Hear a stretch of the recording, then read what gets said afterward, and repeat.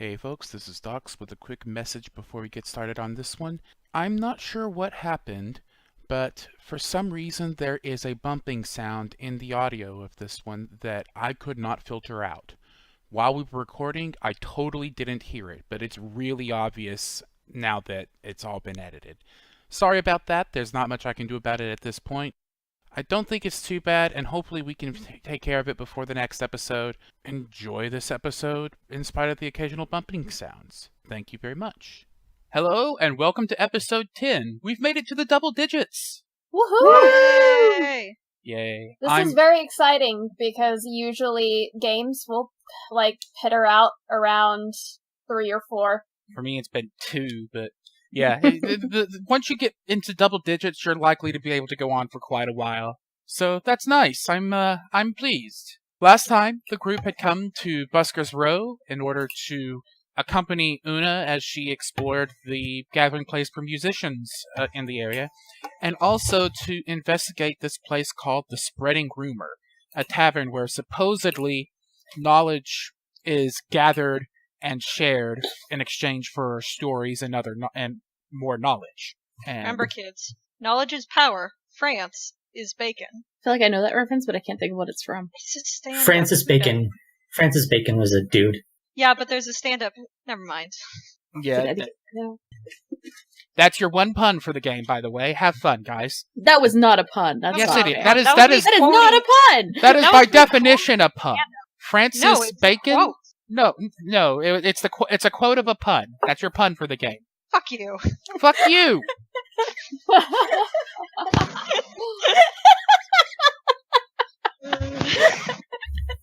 What were you saying about us being easily entertained?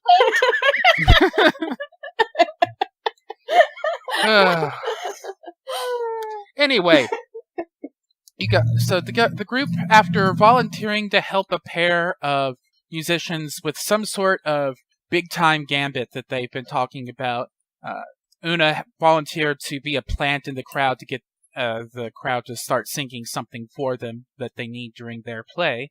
The group all went to the Spreading Rumor and were introduced to 4 different people who could end up being a source of information for them. We're going to start with Alezi because at the end of the last game, Alezi's player needed to run real quick, so we had her go outside to listen to the musicians for a bit, and now we're going to rejoin her as she goes outside and listens to the musicians, and they're musicians. I don't know what you'd have to go up and listen to a specific one, but at the moment it's just a massive noise as the musicians are all kind of competing with each other for airspace. Yeah, Alessi just walked around for a bit. She stopped at anyone playing string instruments because she particularly likes those, but after a while she just remembers that they're here for a reason. She's like, oh right, I should go back. So she's going to head back to the Spreading Rumor.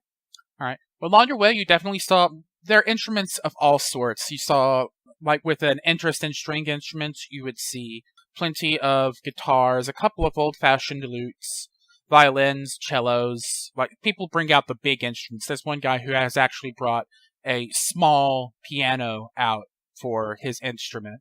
Not entirely clear on how he got it out here, but lots to see.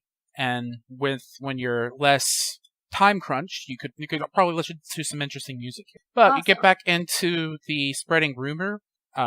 You see Flynn having moved off to speak with a man in a hood who has a raven on his shoulder, smoking a pipe and wearing heavy, dark-colored robes, and sitting in a corner where there's not much light.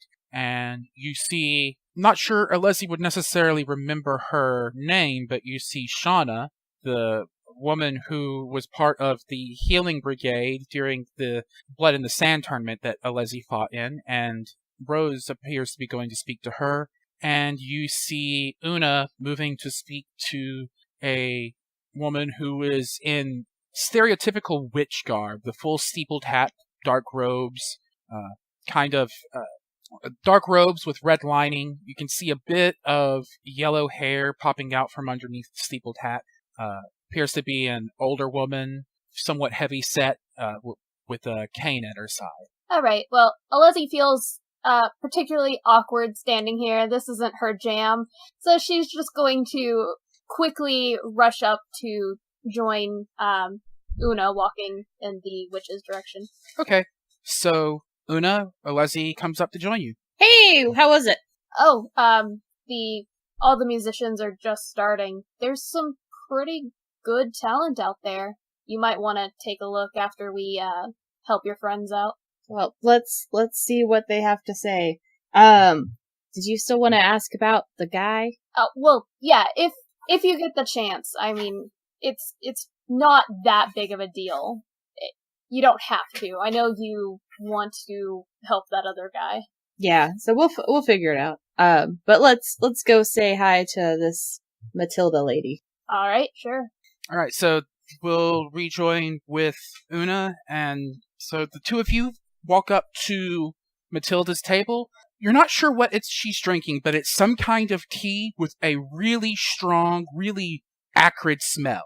It is not pleasant to be in her presence because of this tea. But if you're going to talk to her, she looks up. You see that she has blue eyes and weathered, careworn face. She smiles as the two of you approach and goes, "Hello there, dears. What can I do for you?" Hi, my name's Oona. I was told you were the person to talk to about, curses. Really? Who told you that? The bartender. Why, I'm good with arcane implements, but I think Murmur is the one you'd speak to about curses. We're getting ahead of ourselves. First of all, hello, I'm Matilda. Please, have a seat. Let's speak for a bit. Okay, and I take a seat. She looks to Alezi, cocks an eyebrow. Leslie's just going to awkwardly stand behind Oona. She's not saying anything. Okay, good to meet you, Oona. Is this a bodyguard? No. This is Alezi. Alezi, sit down. And I, pat the chair next to me. Come on, sit down. Don't make it weird. Leslie looks vaguely uncomfortable as she kind of snorts out a breath through her nose and takes a seat. So, you're here about curses. Tell me, what kind of curse? Well, it's for a gentleman I met a day or was it a day ago? Docs, I can't It would have remember been anymore. last night. Yeah, I met it. Okay, it's for a guy I met last night. He said he'd been here and he gave me some good tips, so I thought I'd ask around for him. But he's got a bit of a family curse on him. Are you talking about Carl? Yes. Ah, the poor dear. This is a complex situation. Curse is not the right word for it, unfortunately. If it were a curse, it'd be much easier to deal with. Is it a genetic defect? Yeah, you? You're smarter than you look, apparently. I'll take that as a compliment. It's meant as a compliment, dearie. You look... Smarter is not the right word. I do apologize. That was insensitive of me.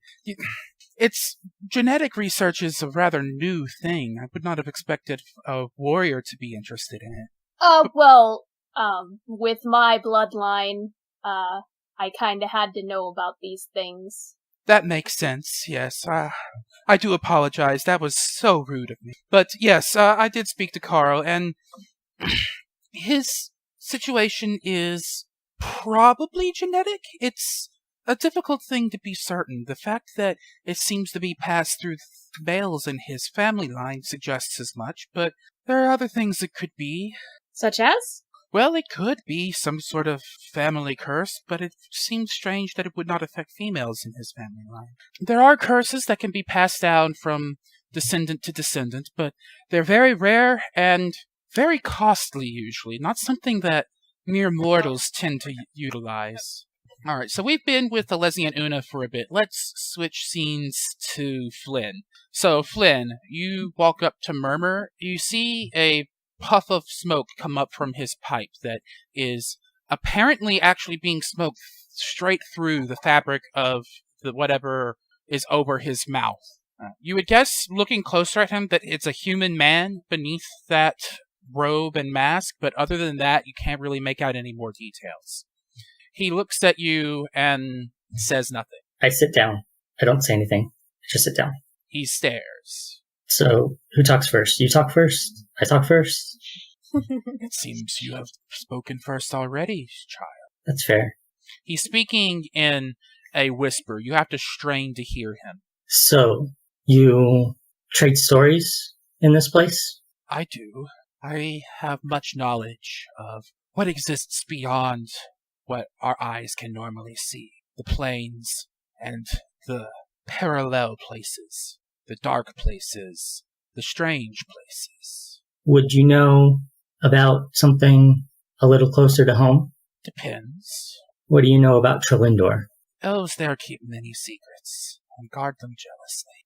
Many of those secrets are the sort that I like to collect. I know a few things. Is it also true that someone is listening to whatever we say upstairs? He glances to one of the orbs of light, and there's a slight nod to his head. I suspect so, though someone perhaps is not the correct word. I would say something. Alright, that's fair. So, should I share my story first, or ask you my question first? Share your story first.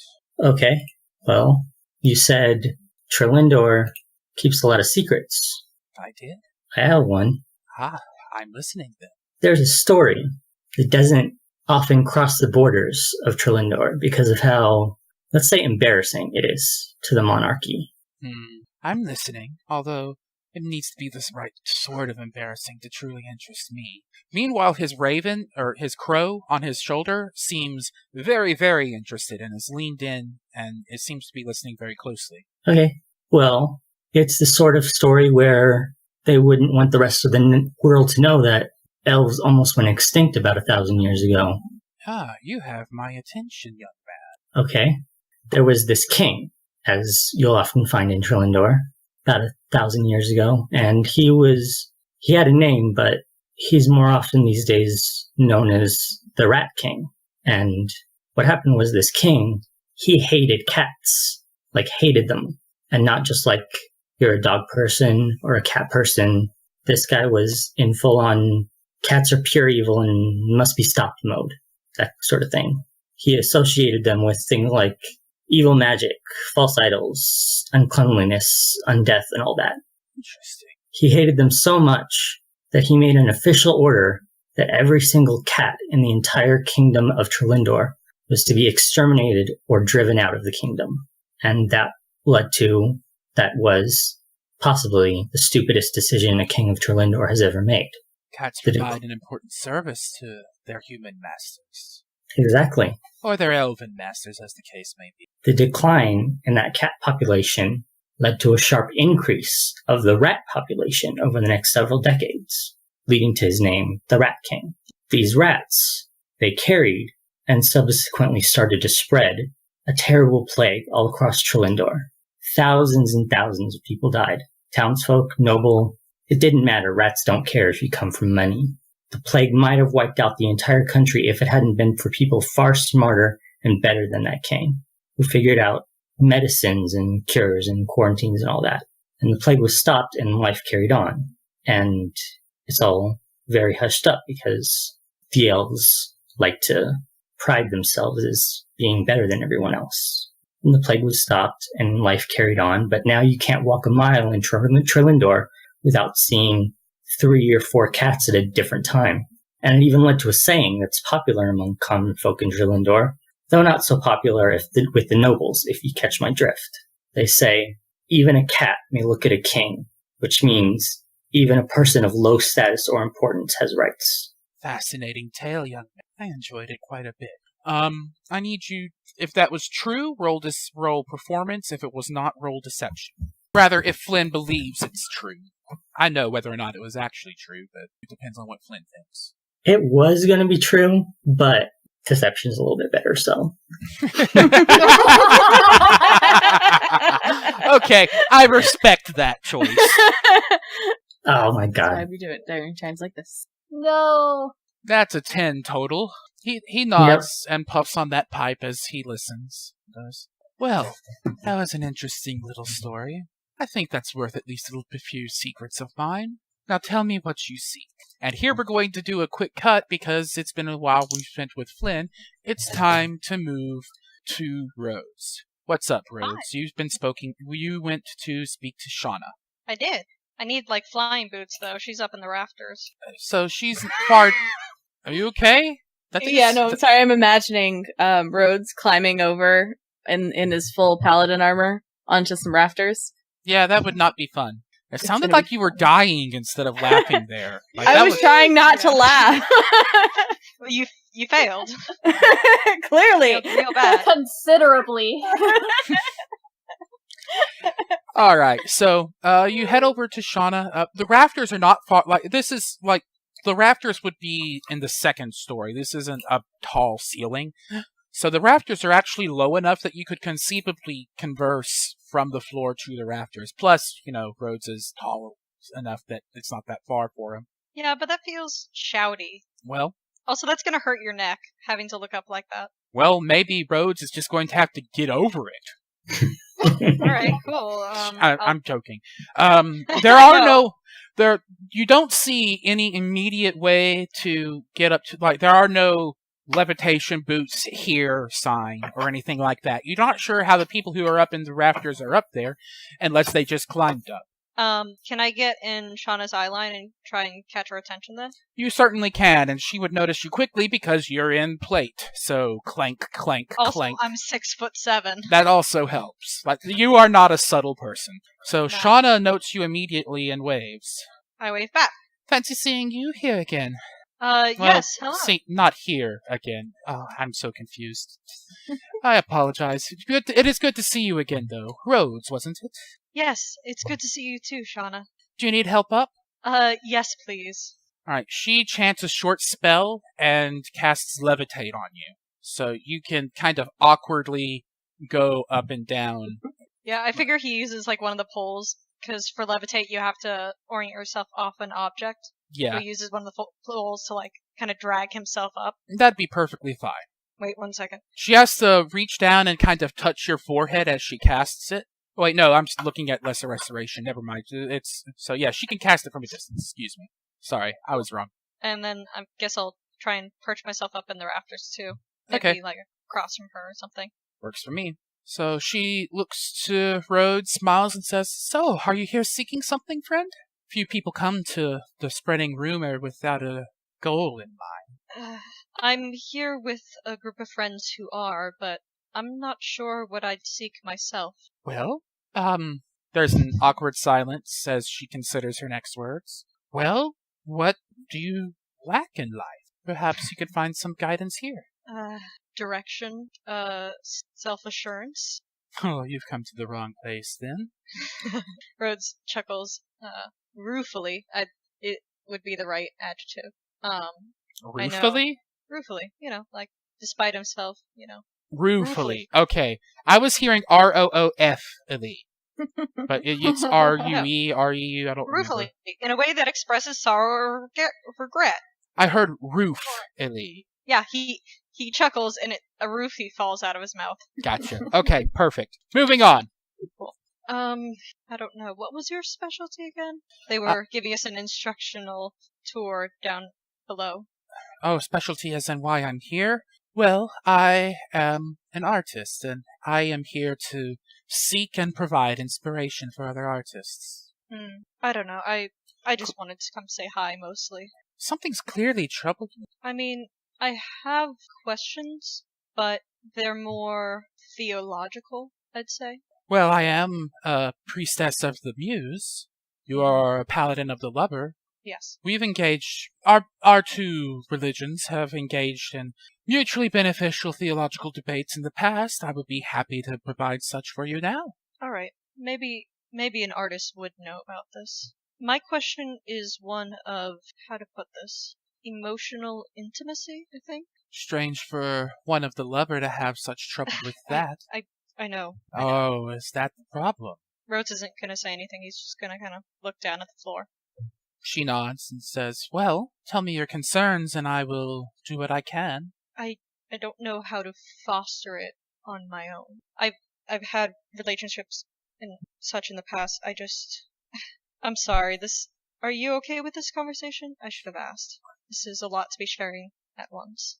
It's unusual, but it's also the sort of issues you speak of are the source of much great art. So to be exposed to it further can only help me in my own pursuits. That's fair. So then, to say it bluntly, my question is, how do I foster vulnerability and emotional intimacy within myself without actively having a partner or a romantic interest as of the moment? How do I work on that skill without the ability to practice it? In truth, I'm very scared that if the time ever comes, I'm going to close myself off. Do you understand? I don't have straightforward answers for that, of course.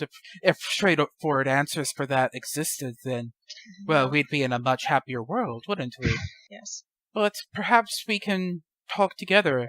I will freely admit that this is not something that I've experienced much myself, or even sought myself, but if there are specific things, then perhaps we can figure things out for you. And now let's switch back to Oona, Alezi, and Matilda. So, you guys have been talking about this being possibly a genetic condition, possibly a curse, and at this point Matilda looks to Oona and goes, "So, why are you so interested in helping this man? You said you only met him last night? Yes. Then, are you really here for his sake, or did you have something to seek yourself?" Oona is a very kind soul. She was here, however, to just fill her book with another story. She's a writer. Ah, okay, that makes more sense. I Well, suppose it does. Hmm? It does. she says, well, unfortunately, Carl has some difficult decisions to make. What did he tell you he found here? Might save us both some time. She takes a sip of that acrid-smelling tea. He said he didn't find what he's looking for. That's all that the only place he knew where to find it was at the Tomb of Summits. Oh my god. Timeless tomes. Timeless Tomes. There we go. Oh dear, well, he is getting rather desperate then. I would not recommend he seeks such a place, nor would I think do I think anyone should. The place is a death trap. And as far as what he found, he did get options. They were just not the ones he was hoping for. Did they include making a deal with the devil? I didn't overhear what he and Murmur discussed, but it wouldn't surprise me. That makes sense. Remembers the fellow in the shady corner, right? He is the one with the mask and the robes that doesn't stick out in the least. The No, I didn't disdain think that in was her too odd. the disdain in her voice is unmistakable. Oh, you're not fond of him? He takes shortcuts to power that I'm sure he will come to regret at the end of his days. He claims he does it for some greater good, to keep secrets that are important to be known but not to be shared, or some such mystical bollocks. I have no time for his mysticism. That's well word. Then, so you couldn't help Carl. I didn't say that. Do you know who could? I didn't say that I couldn't help him. It's just that he didn't like the results. That's fair. Then I suppose I have a different question for you. If you were looking for someone, who would you ask? I would ask a diviner. There are several I know.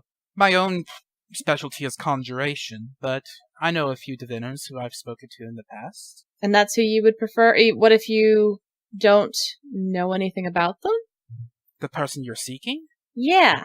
Oh dear, that would be a more difficult task. I have ideas, but those ideas don't come free. You want information? Then I will trade information. Tell me, do you have any stories of arcane oddities, or spell mishaps, or forbidden grimoires, or the like, that you might be willing to exchange? Give me a moment. And then Oona kind of pulls her book out and starts flipping through it. All right. Which is what I'm actually doing. So it works Do you- out. Shall we visit Flynn for a bit while you get your book out? Yeah. Alright. So, Oona takes a few moments to look through her collection of stories. Meanwhile, Flynn has just told his story to Murmur, who seems at the very least amused. You can see a bit of laughter in his eyes. So, what I'm wondering if you know about something much more recent. Say, have you heard tale of a, let's say hypothetical, failed break-in at the Palace of Trilindor? How recent? In 4 Hypothetically. months? Very recent then. There have been whispers. As I understand it, a pair of thieves attempting to steal something of ceremonial significance. Hypothetically. Hypothetically, of course. Well, my understanding is that there were 2 thieves attempting to steal something. It's something that the elves try to keep secret, of course, so I have not gotten confirmation of what it is. A gem of some kind with a religious significance that is unclear to me according to the rumors. I'm still trying to learn more of it, but that is information that comes at a high price. Anyway, hypothetically speaking, of course, the thieves don't care about the gem anymore. It's not important. Well, I suspect at least one of them does. The one that was caught and didn't get away. Yeah, that's the crux of what I'm asking, basically. Do you know, hypothetically, what happened to that one? Last I heard, he was being sentenced to a prison sentence. But unfortunately, he was a half-elf, and he is being sentenced in an elven court. I'm sure you understand exactly why that might be a problem for him. Yes. The elves live so long that a human, or a half-elven even, prison sentence would barely register to them. So I doubt we'll see much of that one for a very long time. Do you know what happened to the one that got away, hypothetically? Only rumors. The most prominent was that he hightailed it to somewhere in Eldamir. He could hypothetically be in this room right now, for all I know. There's definitely a taunting tone to it that I'm not very good at conveying through whispers. But would you know, hypothetically, how hard they're looking for him? Hypothetically, not that hard. I understand he had some sort of connection to nobility, and they already caught one thief. I suspect that thief will take the fall for both. Right. These are not the answers you were hoping to hear, were they? No, but they're the ones I expected to hear. Well, what would be the price on changing those answers? And here we are going to switch back to Shauna and Rhodes. So, Rhodes, you're bearing your soul to this lady who you've met twice now. She was the last one to say something, though, wasn't she? Yes, which means it's your turn. Didn't she say something about, like, let's think of ideas or something? I don't... She said, as if I recall correctly, it was something along the lines of, well, maybe if there are specific things that you're concerned about, we can talk about ideas. Like, she was throwing the ball to you to get you to open up a little. Opening up like he isn't already a fucking open book. I don't... Well, perhaps there was a specific interaction that you have regrets over, perhaps? I mean, I think I regret holding some people at arm's length, or I don't know. Well, let's go with that then. Why did you do that? Why did you hold them back? I didn't think we had the time. There was a girl back in Northwall. We never really got very serious, but I knew I was going to be leaving, so... So you prevented 2 broken hearts by considering your circumstances and reacting to them reasonably. I guess. There's no guilt for that. I think I'm hung up on the idea that it was my first relationship after my longest one, and I let it stay very casual. I'm sorry to make you into my therapist. You don't deserve this. She chuckles and says, well, it could make for an interesting story one day, at the very least. Names changed, of course. I really think at the core of it, I'm just... And Rhodes is gonna kind of scrunch up his face and avoid looking up. I think I'm just very scared of the power and the vulnerability associated with love. True love. Well, I think most people are. I don't think that's a new thought at all. Most people aren't paladins of the lover. Well, perhaps you haven't met the right, and she pauses here, woman yet? Woman, man, doesn't matter. gender isn't a factor. Sorry.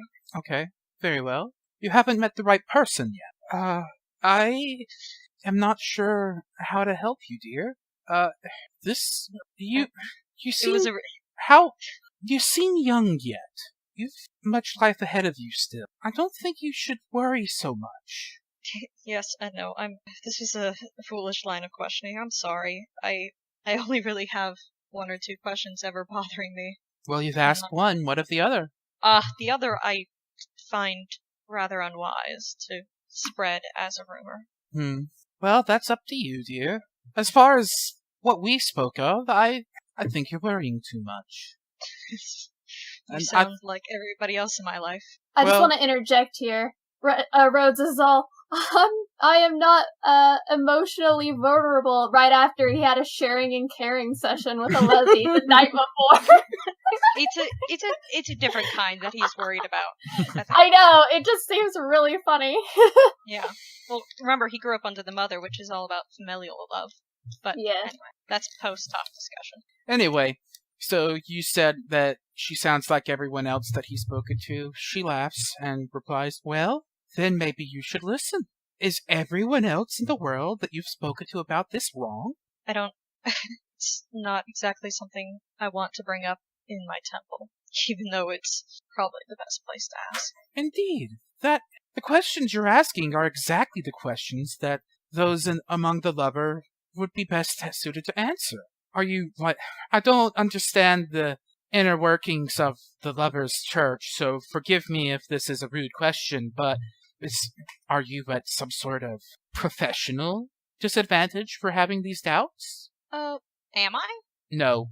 The answer is no. I didn't think so.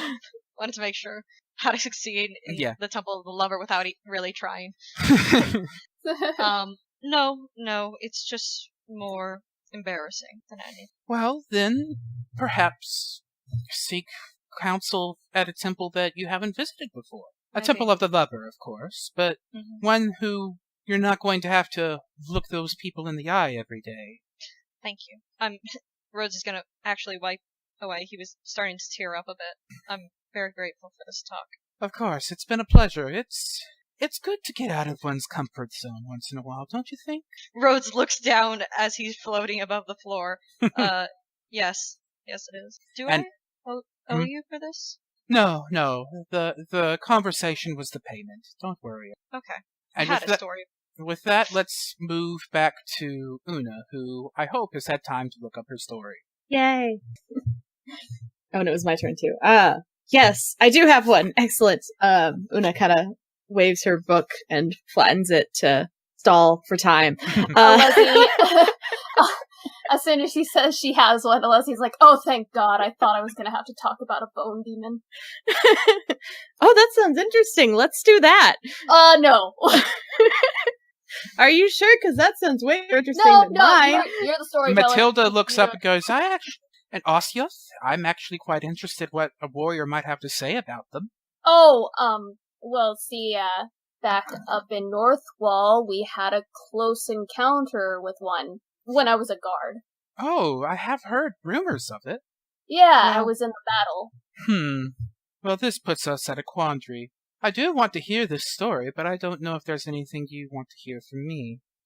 Well, actually, Oona was asking about the, finding the person for me. Is this true? Yes. Well, it seems unfair to make you pay the cost then, Miss Tiefling. What about, then let's hear of this battle. Come on, tell me. Oh, okay. Sure. Just keep in mind, I'm not the storyteller here. I'll give you a few bonus points for trying at least. Thanks. So, how close would you say Alezi was? She might have been in the general sprawling melee, but I doubt she actually, if she actually engaged the Osseous, she would not be here. Yeah, I was thinking she could have at least seen a glimpse of it. Yeah, she might have seen the exorcism team actually doing their work, but I don't think she would have been able to get close enough without getting killed. Okay. She's definitely gonna... I'm not going to, have her stumbling over her words and trying Sure, to we can I'm going to we can summarize. hand wave this with a performance check. Okay, so she's going to say how she saw the exorcist team dispatch it, and also mention that for some reason this bone demon was working with gnolls and that they were martially trained. Let me look at my performance here. Oh, it's a big fat 0. Yay. Now you know how Oona feels whenever she has to do an insight roll. Oh no! Oh, that's a 4. Can That's Oona not good. assist? Can I assist? If you want to, yeah, you can assist, but that would only give Alezi an advantage for a reroll. Are you I'm going willing to. assist Yeah, me? I'm going to assist. 11. All right, Still so better than a 4. Substantially better. yes. So, Alezi starts talking about her experiences breaking the Knoll siege on Northwall, which would have been in the news a fair bit in the recent months. And it's a stumbling, halting tale at first, but as Oona starts to get the general idea of what's going on, she's able to interject small details that make it less of a dry soldier's recording of actual events. Una's able to put some performance flair on the results. Matilda has questions, of course, about the details about how the gnolls were trained, why they were following the devil, and all of that. But Alezi doesn't know those details, so she would tell her everything that she does know. She's not going to leave anything out, but yeah, she was just a guard, so she doesn't know all the details. Right. So yeah, that would have been you give her enough stories and at enough to think about, and at the end she puts a finger on her chin and goes, I need to investigate this more. I had heard many stories of gnolls being demon worshippers, and that's not exactly a surprise, but hearing of them summoning one to the prime material and taking training from it even, that's fascinating. I will have to put out some questions. Well, okay, that was worth a fair bit. So tell me everything you know about the person you're seeking. Alright, well, his name is Holgen Bloodoak. He's an orc. All I really know about him is he passed through Northwall 23 years ago, with a group of other orcs, seemingly on an important journey, but, they'd never really give me any details about it. Have you searched for him before?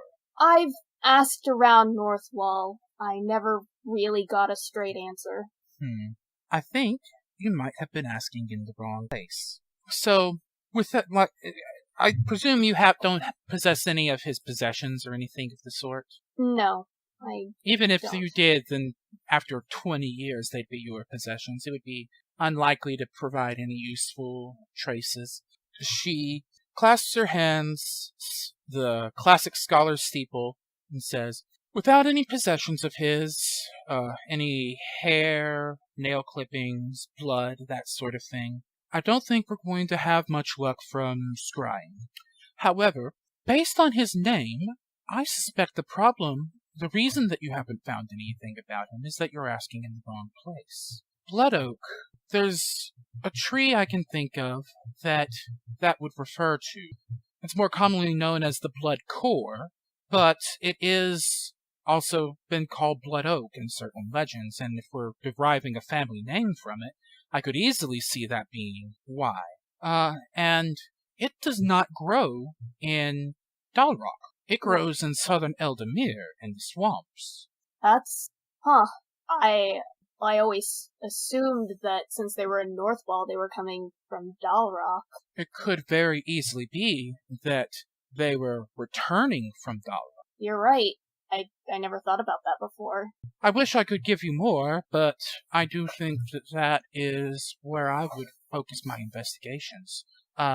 There is a settlement called Greenwater Point to the south. It's a rough place, but With the right demeanor, I think you could make quite the living there. There are certain things about that little city that make it very, very appealing to a certain type of person, you see. Well, it's more than what I had to go on before. A lot more. You said blood, if for a diviner, right? The vendor can do something from blood, yes. What if you had, like, their child's blood or something like that? Subtle. Alezi kind of sinks down in her chair. Well, should one theoretically have the child's blood, there are certain divining rituals that can get you information, but I don't know of any that can get you locations. Well, how about this?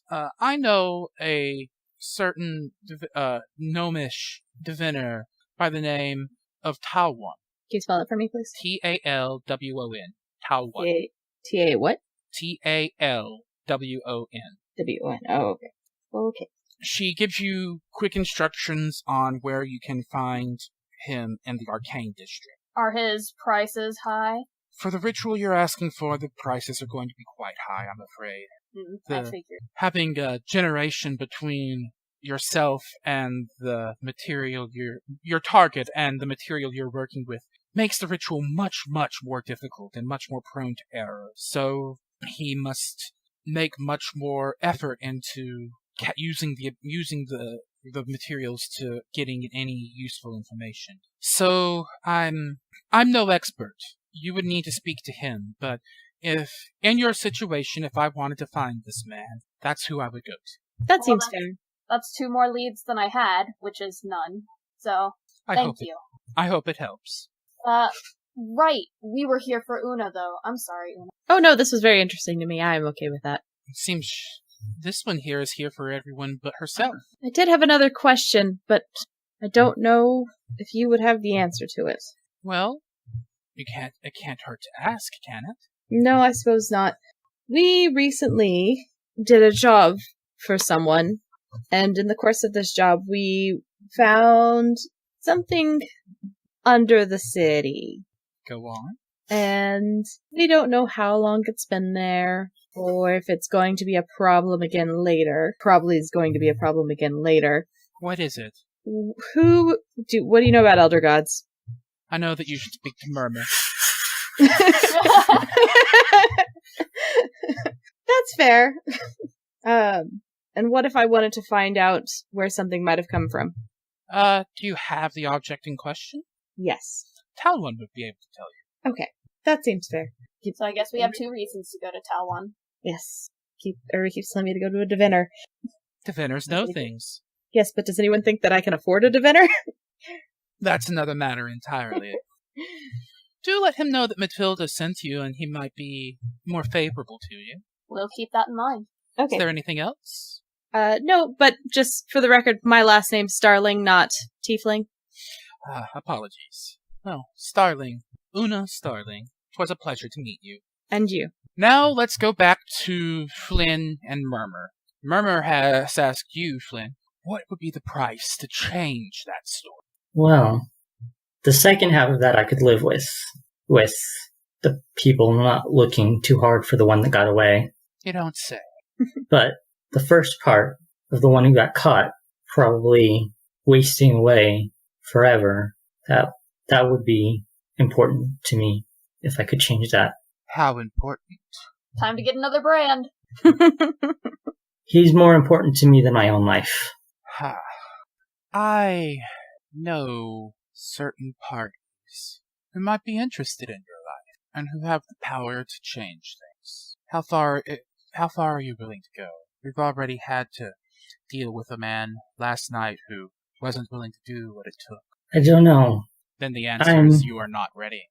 Thing is, he's important to me, yes, but there are new people in my life now, and they're important to me as well. And I've begun to realize that my choices don't just affect me, they affect them too, and I don't know. Then you do know. The answer is no. Depends on what the question is. The question was, are you willing to give up everything to change this? And clearly the answer is no. Not everything, That but is I'd what be willing to give a lot. the pacts that I have made require one to be willing to give up everything. If you're not willing to do dark thing, not simply evil things, dark thing, to fix your mistakes, then I have no advice.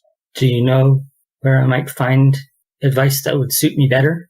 Matilda might have something, or perhaps the pirate. That pirate looked pretty cool. He rolls his eyes. Is there anything else here? I would do a lot for that friend, but I think he wouldn't want me to. So the answer is no. Thank you for your time. Be gone. Your bird sucks. Walk away. Not the bird! The bird just kind of sniffs at that. Okay. Murmur just says, the bird knows more than you ever. A lot of people do. Obviously. Go. I'm already walking away. Okay. Cool. Let's move to Rhodes. What are you up to? I've probably gotten down by now. The levitate spell would still be active, so you can just get down like normal. Yeah. While you're like normal when you're levitating. You know how it goes. Indeed. What do I see? You see Flynn getting up from Murmur, and you see Alezi and Oona apparently done with their conversation with Matilda. I'm gonna walk over to Alezi and Oona then. Alright. I'm going to say it's about time for the two bards performance outside. So you guys would I think that you would be aware enough of time passing that you'd know that it's about time to go outside. Okay, that was going to be my question. Yeah. Oona, you want to go help your new pals out? I think that we're running out of time. Oh, yes, you're right. Absolutely. Let's go. And I'm like putting my books away, or my book in my bag. Alright. Thank you for your help again, Matilda. Certainly. Yes, thank you. It's been very helpful. If there's any more you wish to know, and if you have stories to sell, do come back. The group as a whole can see Flynn getting up from Murmur's desk, and Flynn, you can see the others gathering up. Okay, I'll walk over to them. You've still got a few minutes until you need to be out there, so you can talk and find out what you learned. No, I'd actually Flynn thinks he's going to come back another day. I want to do a perception check because I want to know. What are you looking for? I want to do a perception check on Murmur. Oh. Because Flynn's been acting weird lately, and he just had a conversation he doesn't look too happy about. Okay, Murmur's go ahead. kind of covered, isn't he? Yeah, all you can really see of Murmur is his eyes, and at this distance they're shaded, so you can't tell what color they are. Where am I at this point? That's true, but I just You're want to with the group again. in general, I want to see what I can tell about Murmur from my knowledge. Okay. You might be looking more for insight. Oh, okay. Well, shit, I don't have any fucking insight. Hold on. Because I did perception and I didn't write it down anyway. Because I don't have insight. We'll do this instead. Did 16? You, Alright. Well, first of all, that was a natural 20 on the perception. Yeah, that sucks. So- Can I still use that perception to see if Yeah. anybody... I don't know. So we'll do, so here's what happens. First of all, you can see that Murmur is speaking to his bird, and the way the bird's beak is moving, it might be speaking back. You can't hear what they're talking about. From the insight check, you can tell that, based on his posture, that Murmur is disappointed in how that conversation went. Okay. Awesome. Okay. So how did it go? Did you guys find out anything good? Same. Same. well, But to shit. be fair, I didn't ask anything. Oh, just had a talk. Yes. Oh, well, Oona and I found out a few things. Yes, but let's not talk about it in here. Let's start walking that away. Alright. Right, she needs to go help out with those, two brothers. Did they say they were brothers? Or did we... Assume? I think they did say. Okay. Because I remember you saying they look like they could be related. I don't remember if we assumed or not. I think one of them called the other brother at some point. Okay. Alright. Doesn't really Yeah. matter right now. Mm-hmm. Okay, so you guys are heading out? Yeah. What are the Yeah. name of the brothers again? I can't It's find where William- I wrote it down. uh, William and Argus. Yes. Okay, thank you. William is the younger one, Argus is the older. Okay, so you guys head out, and it doesn't take you long to figure out where the two brothers are performing because they apparently have drawn a huge audience. You see them in the center of a crowd, and they've changed their clothing. So you see William, the younger one, who he is now wearing plate with light blue accents and a blue cape, and he has a great sword in his hands.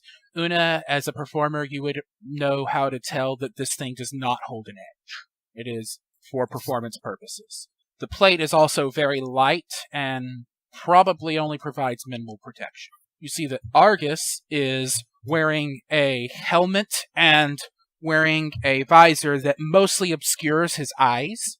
So it's hard, if you hadn't seen him before, you wouldn't be able to tell it's Argus, but he has the same body type. This guy is wearing heavier looking plate with red accents.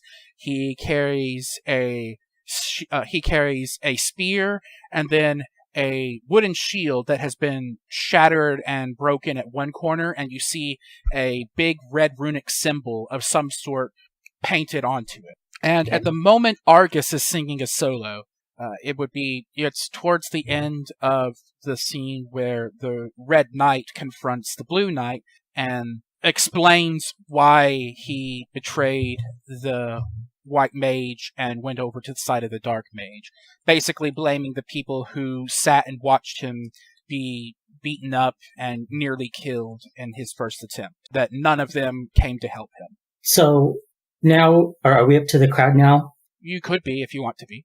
And everyone is looking at the stage, obviously? It's not really a stage. They're just in the street performing in really elaborate... But basically, everyone's attention is on them.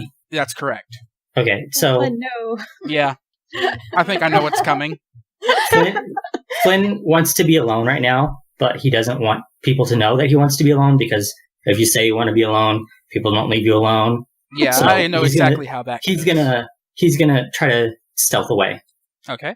Just to be alone for a while. Okay, roll some stealth. And those who are looking for him can attempt to roll some perception. I will say that the stealth has advantage since the attention is on the brothers. Okay. 17. 17 on the stealth.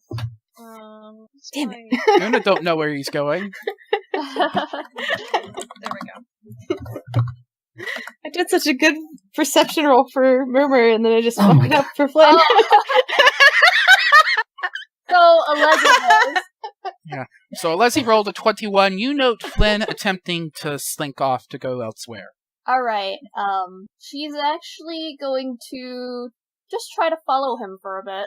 Alright, well, in that case, I would need you to roll stealth and Flynn to roll perception if you're trying to be sneaky about it. Can we roll perception on Alezi stealthing away? No. I'm going to say that you have that we maintained the same roll. Yeah, it doesn't make sense to roll again for a different... He actually has shut a up, point it's in mine. stealth. That's amazing.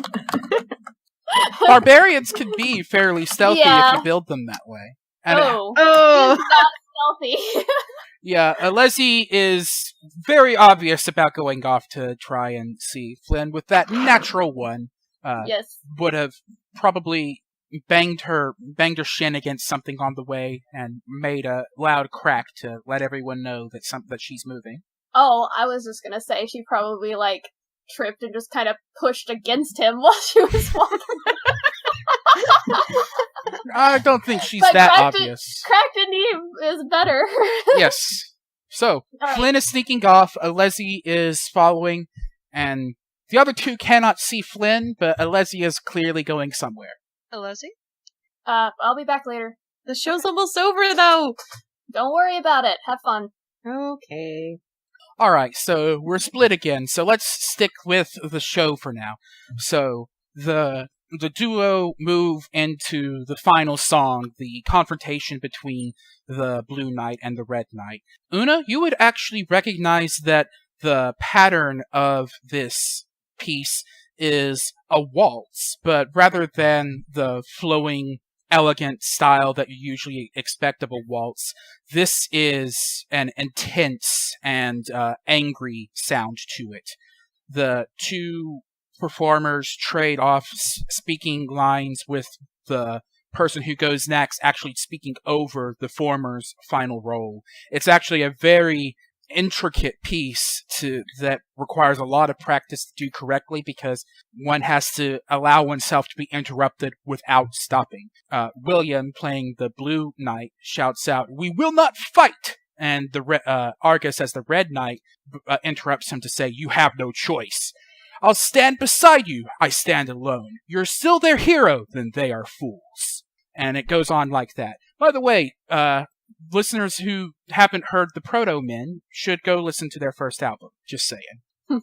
And it goes on like this for a little while. It is an incredible performance. They are actually using their probably fake weapons and fighting each other as they sing, and the striking each other against the shield and the armor and clashing weapons. They actually add a percussive element to their singing.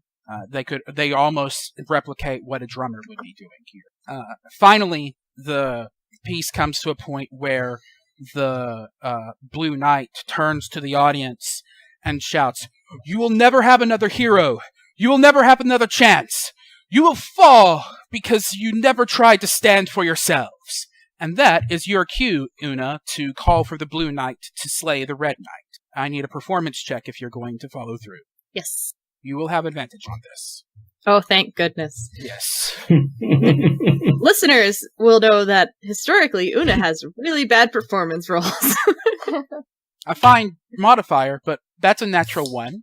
No! God damn it! That's incredible. At least it's not a natural one. Holy shit. I'd like to also note, just for a second, that even though Flynn beat Alezi with perception, it was only a 10, and Flynn has historically had bad perception as well. Roll one more time, because I don't like the idea that this is that bad. Okay. Give you one more. Oh, boo, you're babying her. I will accept this just because. All right, the dice want blood. Holy shit. That's Please let her incredible. have the 10. Yeah, Okay. you get to have the 10. That was a roll of 5. I wanna point out, because I know the listeners can't hear this. The first thing I rolled was a natural 1 with my modifier plus 5, and then I rolled a 5 with my modifier plus 5 for 10, and then I rolled a 3 with my modifier of 5 for an 8. So, shit. Yeah. So, still, as far as performances go, 10 is not bad, but not good either. It's a fine performance, and it's enough to get something started among the audience as those who know the play start taking up the song as well, to get probably the exact effect that they were wanting. The play goes on as intended, with the Blue Knight killing the Red Knight, and then lamenting his loss, and eventually walking away from the fight. The people all... Can I make a roll to see if I'm crying? That's up to... Why would you need a roll for that? I need to know Are how you good trying the not to cry? I mean, I'm good never of a going to tell you performance? not to roll dice if you want to roll dice. But, I mean, this should be just what your character does. It's I a wanna very... do a It's I'm gonna do a charisma saving throw to not cry. Okay, that's fine. This is a very effective performance. This is So roll high. This is a performance that was meant to be shown to other performers. So they pulled out I all the super don't stops. cry. Okay, good. Sure. Hmm. I rolled a 21. So that's... And the whole thing starts to break up as the play has ended. A lot of people are literally throwing their money at them. And they put out... You didn't see it used in the performance, but apparently there was a guitar coming up at some point. They've put out a guitar case that they wave for people to start throwing their coins into. They seem to be making quite a killing. They wave to Oona as they see her and give her a thumbs up. Oona waves back. Is it?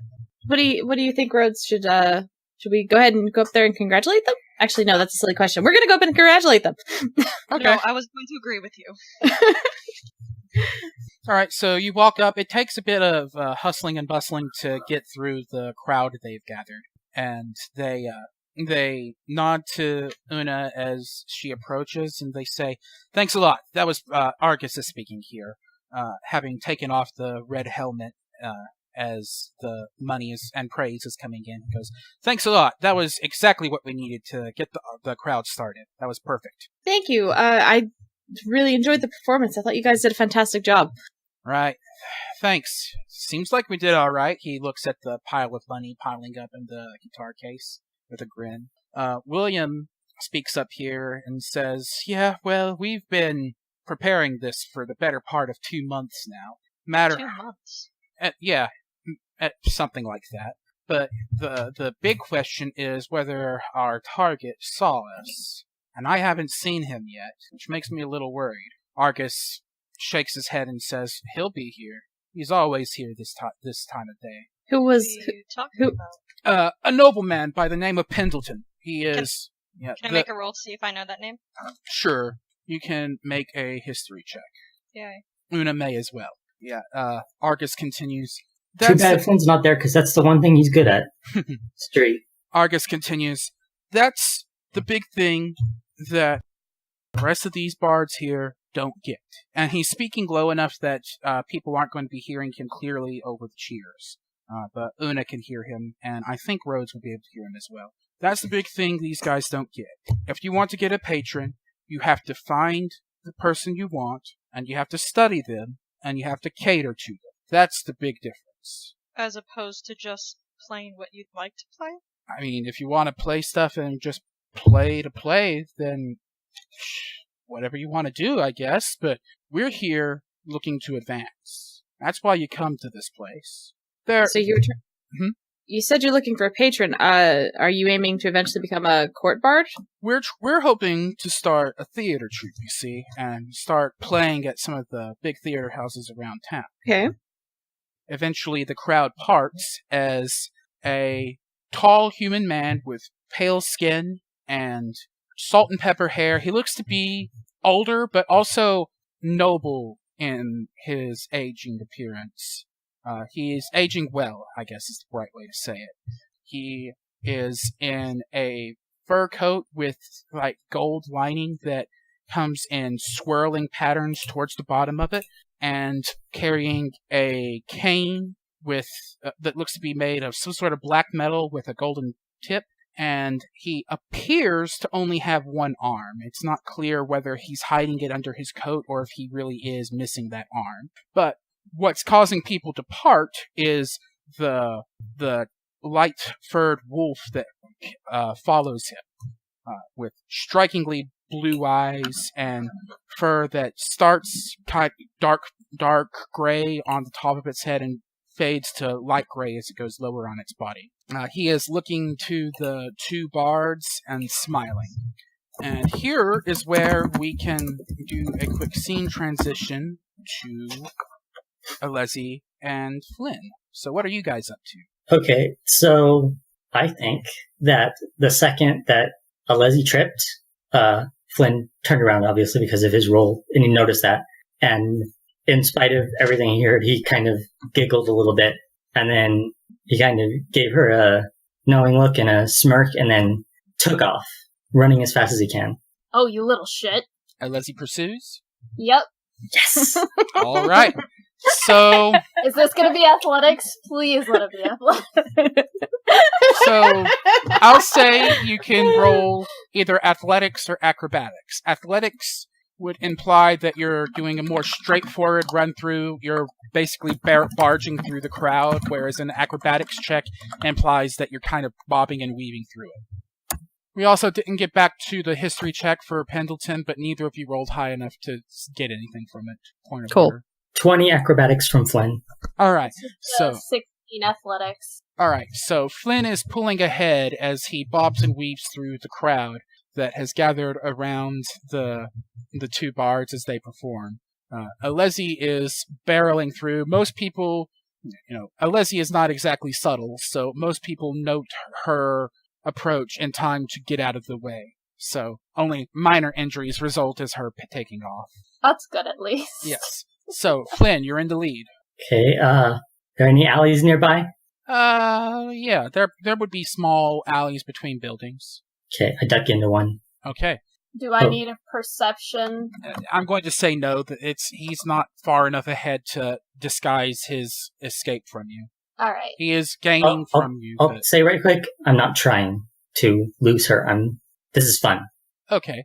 So you get into an alleyway. This alleyway is pretty much the standard space between a pair of restaurants. You see dumpsters that have rotting food in it. The smell is horrid. You can tell that there are stray animals in the area. You probably hear and or see rats nearby. And yeah, you guys are running through. I'm going to say that there is not enough obstacles at this point for acrobatics to be able to apply. This is going to be opposed athletics checks. So do I need to roll again? Yes, both of you roll again. Oh. Alright, so Flynn, you note that without anything to dodge and weave around, Alezi is probably the faster runner. Actually, you're a barbarian, and do you have the speed bonus yet, Alezi? I do not. Okay, so otherwise I would say this ends very quickly, but without the speed bonus, so Alezi is definitely catching up. And if you don't do something soon, you suspect that she will gain on you. Okay. The alleyway goes to one of the other streets. Is there anywhere in this alley that Flynn can climb? Make a perception check. This is going to go so well. You don't see anything with an 8. Okay, so I keep running to the street. Alright, so you'll be off of Busker's Row if you continue forward. So at that point, you'll be on a street where streetcars and trams and carts are allowed. There is a sidewalk, but it's a fairly small one because this is meant to be... most of the foot traffic is going to go through Busker's Row. So, you can either attempt to continue running straight forward through traffic, basically, or you can turn and run along the sidewalk, which would be safer. Yeah, I was going to say that as soon as Flynn comes out of the alley, he's going to go right as soon as he can and cast Disguise Self. Okay. So just it's right an past, action. Yeah. Okay, I'm trying to think of how to adjugate this. You are far enough ahead that you can do this out of Alezi's sight, but I don't think it's far enough ahead that it would be an easy thing to do. So I'm going to say... Deception? Or... Let me look up Disguise Self, because I remember there were rules for this. Yeah. Okay, so Alezi, I need you to make an intelligence investigation check, and you have advantage. Okay. I'm glad I have advantage. Flynn, what is your save DC? 12. Oh, Alright. Brilliant. Brilliant. Not, I rolled a 9, and then I rolled a 10. which is not enough. So, you do see a couple of people as you go by. Flynn, describe your disguise. I'm going to go with the same one I used when I was outside Murdoch's. That's been long enough that I don't remember what that was. It's because it's an old standby for Flynn that he knows, and he can get to quickly enough. Okay. It's a human man, slightly shorter than Flynn is, plain, not really someone to stick out. Okay, so unless you brush by a guy, nearly run into him as you turn, and you see Flynn nowhere. There is only this guy that you just brushed by, and one other person on the street, a young woman who is looking very confused as to the two people who just ran out of the alley. Okay. So, it looks like she was definitely watching. Yes. So, I'll point to her and be like, "Hey, you! Did you see the asshole half-elf run out here?" She points to the guy you're right next to. Okay. She's going to immediately grab him. Flynn, you had some time to interject that you're bolting, but okay. Make a... I thought we were going to make turns, but just whatever. Not yet. I was trying to avoid having to roll for initiative here. If he's walked away a little, she's going to, jump and try to tackle. I'm going to say opposed initiative checks to see if Flynn has time to react. Okay. That's a nat 20. Yeah, so Alezi definitely is able to get the jump on Flynn. There will be Alezi gets athletics with advantage because she got the drop on him. Flynn can roll athletics or acrobatics to try to evade. 13. 15. All right, Flynn, you're able to slip just out of her grasp, just barely. I'm gonna jog in place and say, "This is fun," and then I'm gonna keep running along the sidewalk. Okay. Alessi's...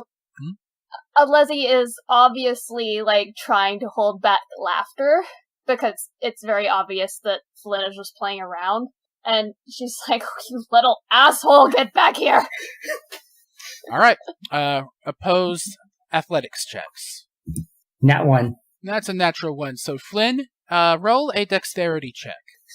17. All right. So, you don't faceplant, but you do trip up on something. You don't really get a good look at what it was that caught you, but you definitely don't have enough time to get away from Alezi. Alezi, you had the chance to grab him. Alright, do I need to do another athletics? Yes. Athletics versus acrobatics. This is very drawn out game of cat and mouse. Nat 20. Yeah. Again, he's just too slippery for you, Alezi. He gets out of your grasp again. Okay. We could go on like this for a very long time. So let's condense this to one more athletics versus acrobatics roll, and this is going to decide the whole thing. Oh, yes. So the chase goes on for one more block, people diving to get out of the way, and finally Alezi is able to grab Flynn and get a good grip on him. Flynn, you're not going anywhere. I Nope. win! But I have one more thing that I was gonna do. Okay. Oh, yeah? I will cast Tasha's Hideous Laughter on Alezi. While you're grappled, I'm going to say you need to make a concentration check to not lose the spell, so that's a constitution save. I had to unmute so I could just say, how dare you, Flynn? It's not gonna hurt her. It's just gonna make her laugh. With disadvantage? It won't matter. Yeah, it won't matter. You rolled a 4. Yeah. So as you start casting the spell, Alezi grabs your arm and messes up the somatic component. Okay. Well, she's laughing anyway. She's just holding onto Flynn really tightly. He's like, why are you running? Fucking nerd. It's fun. I guess so. Don't tell me that wasn't the most fun you've had in a few days. Yeah, alright. I'll give you that, but I still want to know why you were walking away in the first place. Well, I already told you half the story. Might as well tell you the other half. You want to go somewhere else? Sure. She's going to, sling him over her shoulder. Just try to find a quiet place to talk. She's not letting him go. Unfortunately for you, Flynn, you're pinned. That's fine. You can find Flynn actually finds that a little attractive. Okay, cool. Totally needed to know that. That was important information. So you can find... I'm kink shaming Flynn. You can find alleyways nearby to talk in. There are restaurants back on Buskers Row. There's all sorts of places you could go to talk privately. I'm not going back to Buskers Row. I don't think Alezi would take him back to the rest of the teammates since he didn't want to be around them, but she's still not letting him go. So she's going to find is there a restaurant around here with like an outdoor area? There wouldn't be because the restaurants would be competing with the ones on Buskers Row, and that's just not good business sense. Alright, is she just gonna find a little park bench or something? You could probably find something like that, yeah. Alright, so she finds a park bench. It is not an area heavily populated by foot traffic. You see a tram line going through, and you see a couple of monotech carts going over the road, but the foot traffic doesn't seem to be coming to this area. Alright, so she just sets him down on the bench. Alright, so you ready to start talking? I can trust you, right? Yeah, sure. I mean, who am I gonna tell? Well, I told you half the story, but there are a few parts that I need to fill in. You know my real name that I told you, though I think Flynn is my real name now. Basically, my family are nobles. I think I said that. But, I never really felt a part of that family. I was never going to inherit anything. I was never going to rule anything. I was never going to be in charge of anything. I guess that led to a streak of disobedience and rebellion, and that's how I started stealing things. Nothing important that was ever going to hurt anyone, just fun, just for fun. So he And- wanted a little attention. Yeah, and I'd be able to talk myself out of it or get away, or if I couldn't, my dad was a noble, so there were a lot of times that he got me out of trouble. And basically along the way, I met this guy. He was my best friend. He was probably the exact opposite of me, where I was a noble who could steal for fun. He was a kid, and he was a lowborn kid, and he had to do it to survive, basically. And basically we became best friends and literal partners in crime. And we tested our boundaries a lot. And sometimes those boundaries went too far. And then one day went way too far. And the reason why I'm here is also the reason why he's in prison and probably going to be in prison forever. And before I ran, I tried to break him out, but he told me to just leave and live my life. But I can't. He's too important to me. That's what you were trying to find out about in there? Yeah, I wanted to know what was happening with him, and I wanted to know how hard they were looking for me. And the good news is that they're not looking that hard for me, but the bad news is they're not looking that hard for me because they got him. And he's less important than me in their eyes. So he's probably going to be rot in jail. And I've made a lot of mistakes, but that's the worst one. That's the worst one I've ever made. Did he say he could help you? Yeah, I think I picked the wrong guy, because he seemed like the only answer to that question was to sell your soul. And Ugh. I think we've had about a week ago, I probably would have taken that offer, but my choices affect all of you now. And I hate to be rude, but he's more important to me than you are. But you're also important to me, and he wouldn't want me to do that either. So I'll find a different answer. Hey, you're trying to make amends for a past mistake. I totally get that. And if you think you picked the wrong guy, you can always go back. Yeah, I was thinking I might talk to that pirate guy. He looked cool. Pirates, criminals, breaking out of jail. Seems Yeah, like a good yeah. line. Yeah, it's kind of what I was thinking. Alright, well, buddy. Oh, I did want to tell you one other thing. Hmm? I was thinking about what you said the other day, and I know you can't trust me in battle, and it's fine. I respect that, and I'm not trying to change that with one simple action, but I do have an idea that can maybe help start to fix that. Alezi looks a little suspect, raising her brow, but she just goes, I'm listening. Remember the other day when you punched me in the face and I responded by kind of electric shocking you? That thing? Yeah. You can say I remember. Well, when I use that the way it's supposed to be used, basically it has this special side effect where whoever gets shocked, they can't do anything. So like, if one of our friends is like in a fight that they can't handle right at that moment, and they need to back off, but they don't want to get hit because getting hit backs off. If we had like a code word or something, I could shock that guy, and then that friend could back off, and that person couldn't hit that friend. Huh. Yeah, that could be handy. What kind of word do you want to look out for? Ceros. Zeros. That would be the perfect word, I think. Okay. Since you weren't an asshole and didn't go rushing in and making a big mistake again, I'll go back with you for support, alright? Okay. Alright. All right.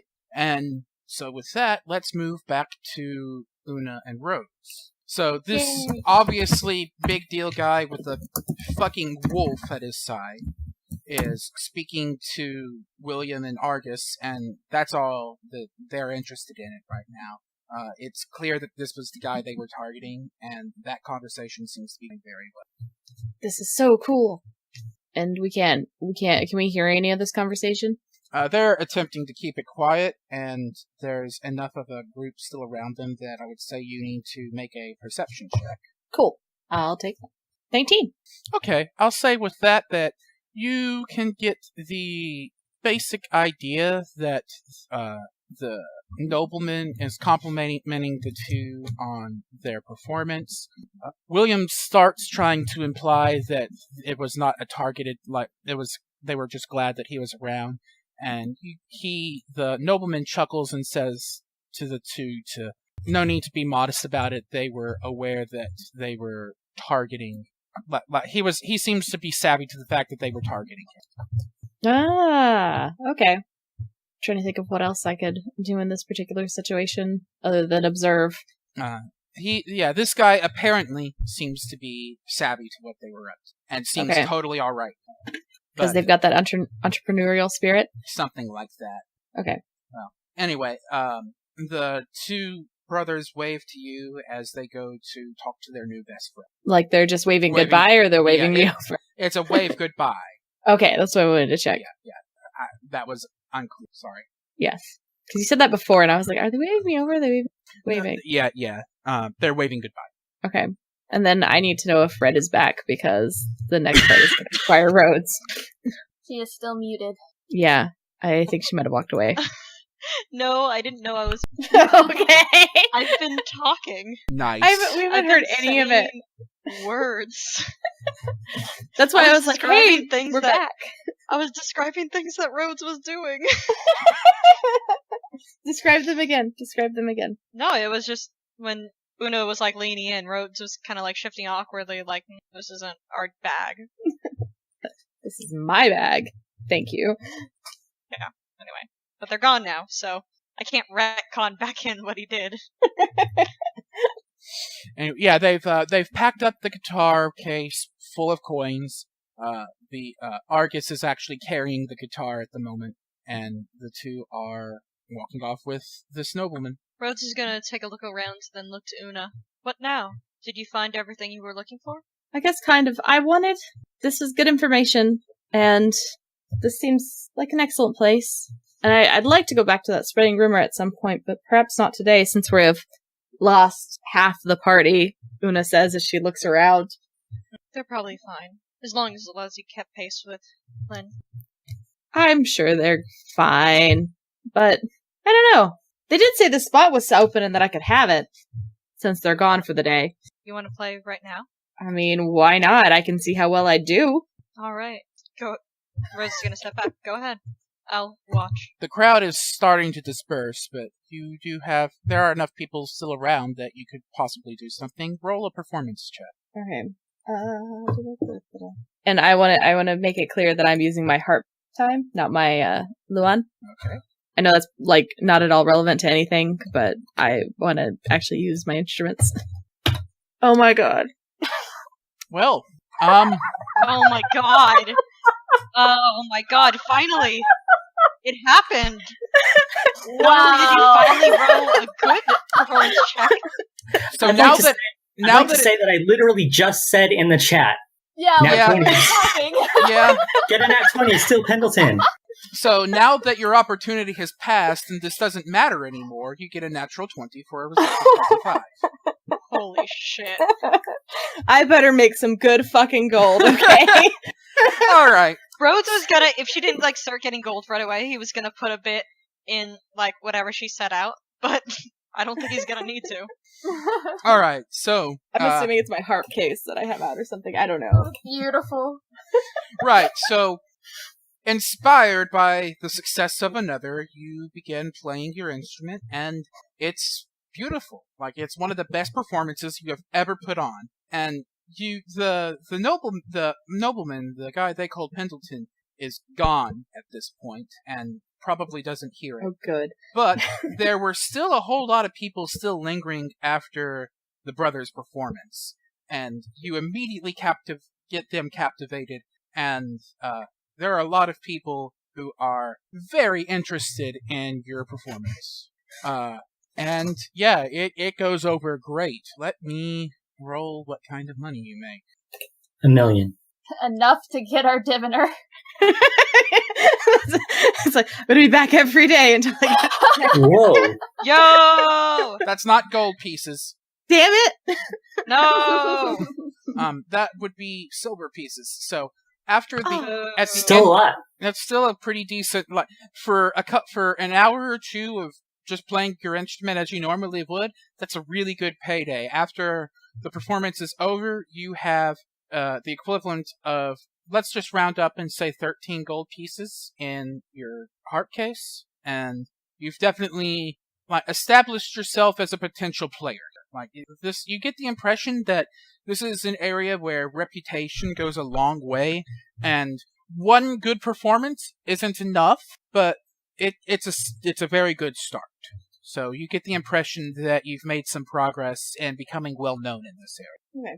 And we'll say that performance lasts long enough to cover the time gap between Alezi and Flynn. So if you guys want Holy to...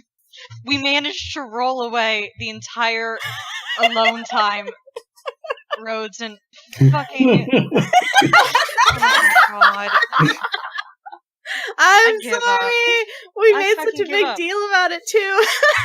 You did this. Okay, do you want to roll that back and have them have some time to talk together before they Give get him back? 5 minutes, You already dude. said it. Yeah, if you want it, you have it. Give him 5 minutes. Yeah. Use it well. I don't know what to do here now, though. The Pissy. pressure is on. Entertain us. Street riot. I fucking called down a Entertain dragon. us. Are you not entertained? No. Try harder.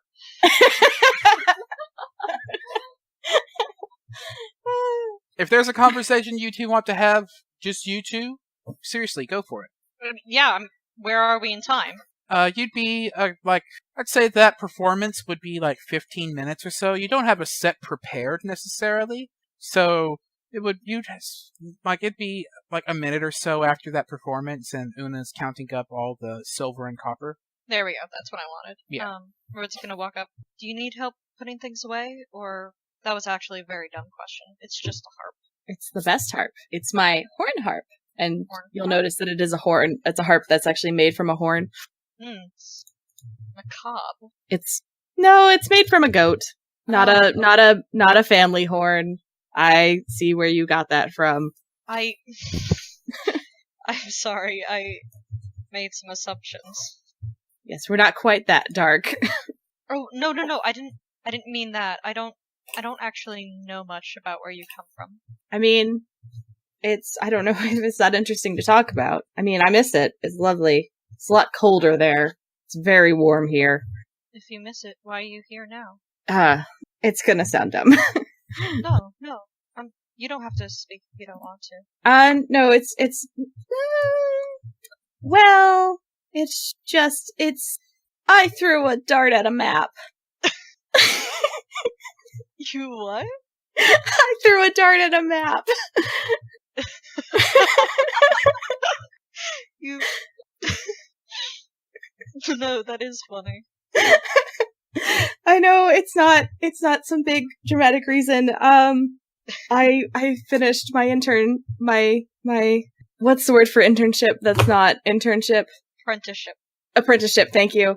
I finished my apprenticeship and I had this whole world to look at and I didn't know where to go, so I just threw a dart at a map. I actually kind of love that. I can't imagine, though, choosing a place at random alone, too? You came alone? Yeah, I mean, I'm a bard. Who's gonna come with me? Your family. It's just my grandmother. I don't really have any other family. Grandma's not gonna leave the hotel inn. I only asked. Personally, I can't imagine being that far from my family. I did it for a few years, when Mother moved here to Leyline and I was still in Northfall, but wow. You said you have a big family, right? Huge. Insanely huge. But normal in that a lot of people I knew from the temples of mothers had big families. I just find it really weird because, I know about the temples and everything, but we don't really worship the 9. It was the 9, right? Yes. Yeah. Yeah, it's we don't really worship the 9 in Joagon. Who do you worship then? Here, hold on. I got my other notebook. Who do I worship? I can fill in details if you need them. Yeah, you're gonna have to, because I'm gonna make a lot of... Okay, so Oona can frame this however she likes, but the basic idea is that the Jogans worship the elements in a way. there are a lot of Ganassi, Asimar, and Tieflings. They lead the people in worshipping nature as represented by the elements fire, earth, water, air, night, and day, with each corresponding member of the extraplanar races leading the worship in their corresponding elements. And the idea is basically that combining two base elements can result in a broader concept that people will worship. But yeah, each combination of two elements can be represented as in a given ritual by a man from one element and a woman from another. And so, these are abstract, and the way that these were derived sort of makes sense, but it's not well recorded where these came from. But an example would be night and air is the combination that represents sleep and dreams. Air and water represents weather. So if a given ritual, if a given village is having bad weather, they might call on a water Ganassi and an air Ganassi to come together to do a ritual that they believe will make the weather better for them. And their worship continues kind of along that lines. There's no real gods in this. It's spiritual worship, and they don't necessarily consider the spirits as having a will. It's more of a force of nature kind of thing. Does that make sense at all? Yeah. Cool. Okay, so there you go. Cool. Una just summed that all up for you. Cool. But did she do as well a job as our DM did? I'm going to assume yes. Roll a performance check if you really There it want is. to. Why would you hurt me like this, Tox? Because No. Don't get it twisted. I'm the one who asked. Yeah, I was about to say, this is not my fault. It was like, no, don't pick up the hints she's dropping. Is that the 15 you just rolled? Yes, I did. Alright, so you told it better than I did. Oh, cool. I gave the Probably 'cause performance Una I just had gave to like wait an for a 8 at document best. halfway through. Yeah. Oh, well, that must be interesting. I like it. And about here, Flynn and Alezi can show up if they want to. Hooray. Alezi would have asked Flynn if he wanted to return to everybody. She's not gonna force him. Yeah, that's fine. I think I'm feeling better now. Alright. At least I don't have to carry you back. Unless you want me to. I was gonna say... it's fine, it's fine. She kind of just chortles and slaps him on the shoulder. And in short order, the group is reunited. Oh, are we? Yes. We I'm just see them come in. Yeah, you see each other coming, like, everybody sees each other and gathers up, I presume. Unless Flynn wants to run away again. Nope, I'm good. Okay, good, because Una gives a really excited wave. So how'd everything go? Argus and William got their Patreon, it looks like. Cool. We had a nice game of tag. Who won? I did! Woo! High five! I mean... I wasn't trying as hard as I could have. Oh, you want to go there? That sounds like Excuses, loser's remorse. I know I could outrun you, dude. Rhodes' smile is gonna fall just because of Flynn's tone. Alezi kind of gives Flynn a look. I bet I could catch you, Flynn. Yeah, you probably could. Excellent. I'm writing that down. That's in here forever now. And Una's pulling out her book and writing it down. Flynn admits I'm faster. Not always a good thing. I don't get it. Rhodes should. Oh, he's talking about ejaculation. What? Yes, thank you, Rhodes. Yes.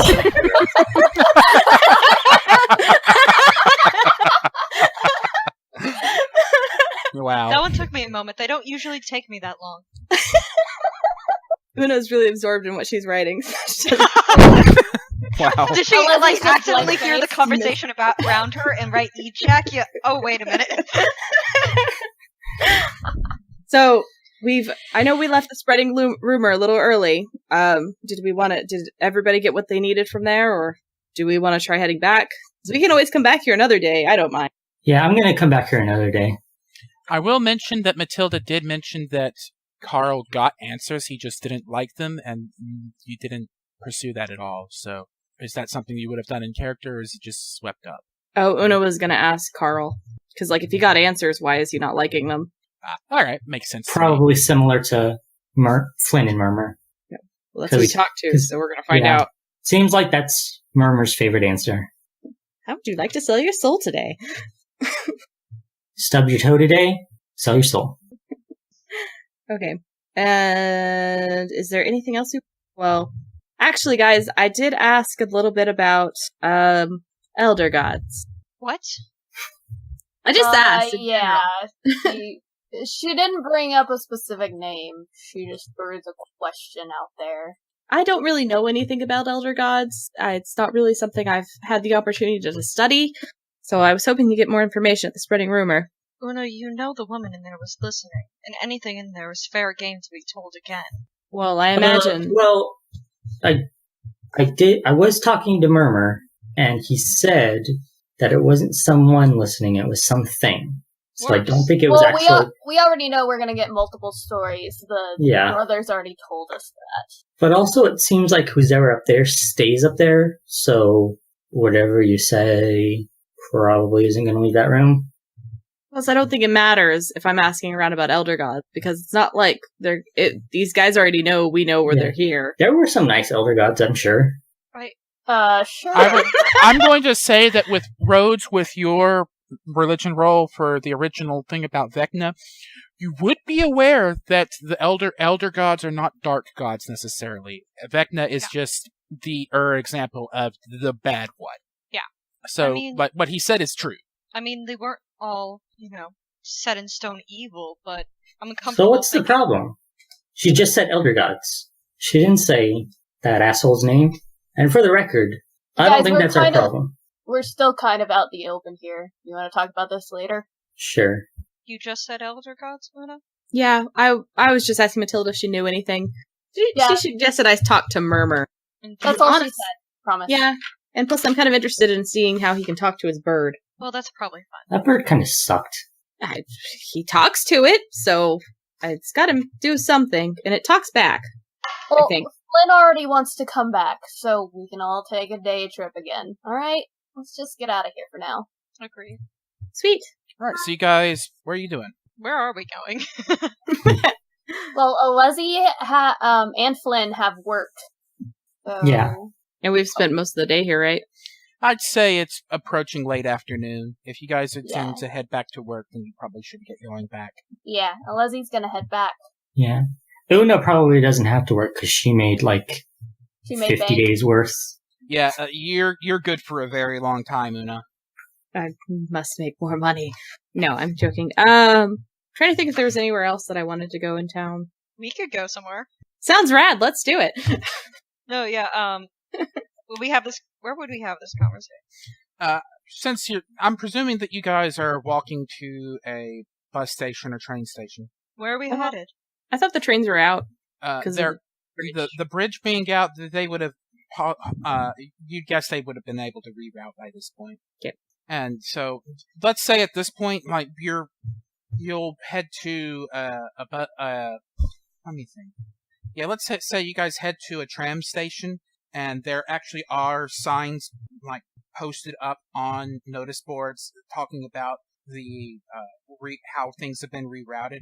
The station is really crowded because this rerouting is not as efficient, and so things are crowded. And this happened after the whole conversation about elder gods, so don't worry about that. Yeah. Okay. So where are we headed? Well, are we still there? Yeah.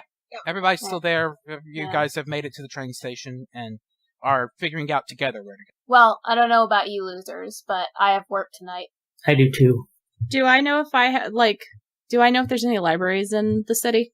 Oh, of course. There are tons of libraries. The biggest and most interesting would be the Church of the Scholar, one of the 9. With my researcher feature that I have, would I know which one of those libraries would have the most information on elder gods? Jesus. Oh God. I mean, yes. Oona is stuck on this. Holy shit. So, you would, off the top of your head, be able to think of two possibilities. First of all, again, the Church of the Scholar. The Scholar is... one of the big criticisms of the Church of the Scholar is that he doesn't know how to keep secrets, so that might be a good place to look. There is also a small library that you would have heard rumors of at some point in the Arcane District. This one is a longer shot, but is also less likely to be crowded. I think since I made a bit of money today on the row, I might try going to the library. If you're interested in that, Rhodes. Oh, yeah, it's my day off. My real day off this weekend. Yeah. What are you doing at a library? I have some things I want to look up. There's one in the arcade. I could go to the one in the Scholar, at the Temple of the Scholar, but I think I might try one I heard of. It's a little smaller, and I may not be able to find it, but it's in the Arcane District if you're interested. Yeah. Rhodes is gonna turn to Alezi and Flynn. I'll see you guys some other time. Yeah? Yeah, sure. See ya. Make sure to walk her home. Oh, yes, of course. Yes, Right. Thank you, Mother. Alezi just gives a nod of approval at this nickname.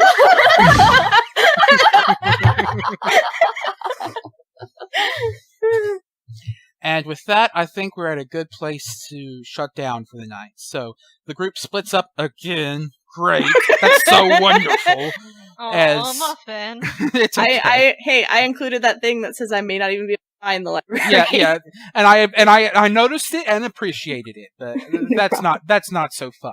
So, Alezi and Flynn get on the tram heading back up to the shade side, and Oona and Rhodes are on a different tram heading into the heart of the Arcane District, and the group splits up as we draw to a close.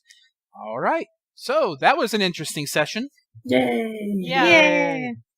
So much fun. Yay, character development. Indeed. Kind of felt like I was on a boat sometimes. Like we'd split up and then we'd be together, and then there was an individual scene, and then I wasn't. I got a little seasick. Yeah, I regret how I did splitting up there. So this is how I usually do it, where after I think a suitable amount of time has passed, I'll switch to another character. But No, I like that. no, let me finish. That was a lot harder for me than it has been in the past this time. So reasons being, the main reason is I'm still editing an older episode. I was editing shit this morning before we did this, and my internal filing of how all of this goes was super fucked. So I had a lot harder time getting back on the conversation that when we switched back. So, I think it went fine this time, especially after I edit out all of the weird pauses where I'm trying to remember what was going on. And yes, listeners, I do edit that kind of thing out, but I also want to try sticking to a scene for a full conversation next time this happens, and seeing if that flows better, because it was a lot easier before, but this is also the most intricately plotted face-to-face game I've ever run. So, You can't see my face. voice-based game that I've ever run.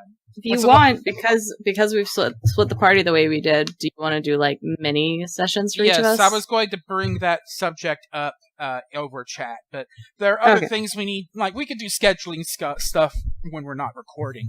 There are other things people wanted to talk about. We should have a stinger for table talk. A stinger? Yeah, like a little A table tone. talk. Oh, little a bit of music, maybe? Yeah. Something like that. I have been pushing for music in this anyway. Are you willing to edit in the music? I'm considering it. It's just a matter of finding the music for it. If you're willing to edit in the music, I'm willing to give it a shot. I had one campaign that I was playing in. It was the one where I was a gnoll, and it was an evil party. And we used the song from Rent, where they're talking about how they're going to pay the rent for their theme song. That's great. Okay, well let's What's move on on the to docket today? our post game chat. Indeed. Hey, What do we got?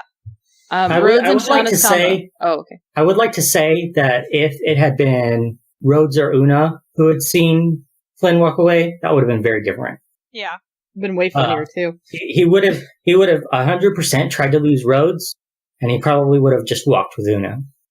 Renee, you say it would have been funnier, but another Flynn Rhodes fight would not be funnier. It'd be draining. Yeah, I we've tend to had agree. quite a few. I'm done with it. I'm over it. They're not, but I am. So I was gonna ask, is like, are you over it, or is Rhodes over it? No, I'm super over it, but like even at the end there, you can tell like Rhodes isn't over it. Also, I know I can outrun you. That was meant to be playful, and Rhodes didn't take it that way. Your tone, I didn't hear it as playful. For Oh, what I it's worth, didn't either. I didn't I was either. just like, oh. That sounded real spiteful, dude. Yeah. Yeah. Well, I was just thinking, you're in plate armor. Of course I can outrun you. Well, yeah, I totally get what you were going for. It just did It not didn't, occur like, to me that you were playing. I find it sometimes helpful to say like adjectives as you speak, just because language is weird. Yeah, sometimes tone can come off differently Well, than because your... also we don't have the benefit of body language. Yeah. Yeah. I suspect I body think- language would have changed our interpretation of that significantly. Yeah, I think half of the Rhodes Flynn fights have been because Flynn has said something a little stupid that was misinterpreted. Yeah. It's in been a Rhodes' significant character? portion of it. I think it's in Rhodes' character. I think, Yeah. I don't have a problem with how anything's gone. I think that it Yeah. all works. I don't think it is in Rhodes' character to misinterpret things. One of the big things I did when I built him is he's supposed to be a very people person. He understands emotions. He understands how people interact. But Flynn is Oh. very guarded, so it would be Yeah. hard to read him. Flynn's like fucking juggling cards over there. Yeah, I think what might be happening here is that Rhodes is used to being able to read people and is having difficulty doing that with Flynn, which adds friction to that relationship, which makes perfect sense to me. How the fuck did we end up talking about this again? What else was on the docket? Yeah, let's move back. So, Red, you wanted to talk about Rhodes and Shauna's conversation, and Yeah. Mostly because I was not expecting to bring that up. I don't know. I was so taken off guard. Holy shit! Yeah. That's Rhodes' big secret, really. I've hinted, and when fellow party members here have asked me for Rhodes' sheet, I've edited some things, and there are hints and bits and pieces on things I've written online. But yeah, that's Rhodes' big flaw, which I discussed this with Docs as I was making the character. I was really interested in somebody who lived under a doctrine of romantic and sexual love, but was really fucking afraid of falling in love, sort of janking it up. The existence of this conversation did not surprise me. The fact that it came up here was like, wait, what? Oh, fuck. What am I going to do? Yeah, it was kind of spur of the moment because, artists deal in human emotion and agility and words, and like I was looking at some of Jenny Holzer's work recently. It is in your best interest to find a way to become very tender or something like that. Beautiful stuff. And I was really just thinking like, yeah, artists would know what's up. It might not be their exact domain, but they know what the fuck's up. Peeling back behind the curtain a little bit, part of the inspiration she was talking about was psychedelic drugs. Like, the idea with her was supposed to be that she is experienced in psychedelics and the like that she uses in her artistry, and it never came up. Rhodes is like, please, I need emotional help. And she's like, you want some E? E is way too mundane for her tastes. Yeah. E So is you not would a literally psychedelic. meet your goddess. I do wonder, because I think that's the first time Rose has ever said that stuff out loud, and I think, future speculation, he might bring it up at the temple, he might talk to some people about it, but I don't know. That was a hell of a thing to suddenly have to figure out. Yeah, sorry about that. He really just sprung me like, well, I don't want to fucking ask about Vecna, and I felt a little railroaded into asking me something because Sean is like, you gotta want to know something, and I'm like, I only have one thing, but fuck, if it's time. Yeah. It was interesting. Yep. His big dichotomy. Once again, Flynn is really bad at keeping a secret. I mean, that is an environment that is specifically designed to pry people's secrets out of them. Yeah. Ergonomically Yeah. designed. But like, Well, technically, he told 2 people. yeah, I was gonna say, Oh, if it had been Oona, do you think you would have? if it had been Oona who walked out to follow me, I would have just walked with her and talked and I probably still revealed I some still of the want my truth. apology, damn it. Yeah. Yeah, we're gonna get to that definitely, but it would have happened there plus some of what he just learned and all that. Mm. I think Flynn is for the moment going to be more open with Alezi than anyone else. But they had already had a talk. Yeah. They have a similar "I need to fix my mistakes" theme going. Yeah, Flynn wants to tell Oona all this stuff, but he doesn't know how she's gonna react. So that's why he's kind of putting it off. Makes sense to me. That does make sense. Also, she's a storyteller. Mhm. Don't go telling storytellers your stories you want to keep secret. Hey, we as storytellers are excellent secret keepers, and then we make it into a poem. Oh, but It the has no names were names. changed. You asshole! I live with you. That's great. Sorry, I'm distracted. I just remembered that I needed to make a time. Literally doing that right now. We need to make Cool. a top. A Tumblr. Tumblr. Oh, Tumblr. Yeah, we do need to do I that. like how the rest of us cracked the fucking code, like National Treasure. We cut out, but I know what those 2 syllables I mean. had no idea. No, it worked. It's fine. What the other thing we were talking about? I want to talk about like Flynn's obsession with like joining the underworld. I literally didn't. That's the point. I didn't.